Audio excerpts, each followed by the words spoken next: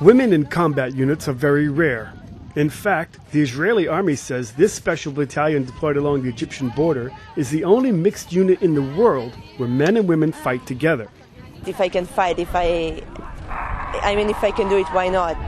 I want to do the thing that will help my country the most, the thing that I can do the best, and this is it. Women have demanded equality in armies all over the world, but nowhere is this more apparent than here in the Karkal battalion in Israel. Heavily armed, the Karkal battalion has earned a reputation of sealing the desert border from infiltrations by terrorists and smugglers. And sometimes it's been bloody. There is no other example of a mixed combat battalion in other armies. They've proven themselves.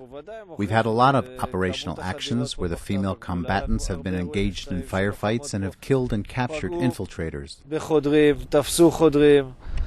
Female soldiers like Sergeant Adi say they aren't given any slack and share tasks equally with the men. We're doing exactly the same. It's not like they're giving the hardest one to the guy. We get the easier ones. We're doing exactly the same. We're doing it together. Like, there's no difference between us. Israel has the draft, and all youth, men and women, are required to serve. Normally, women serve for 2 years, but anyone volunteering for combat units sign on for an extra year. It makes me feel really good about myself. I'm defending my country. I'm doing something for everybody else and not just for me. And I feel like I'm doing something really meaningful. Battalion Commander Lieutenant Colonel Harpaz says the Army doesn't give him any special treatment just because half of his soldiers are women. When he was first offered the post, he was hesitant, but now he's the battalion's biggest supporter.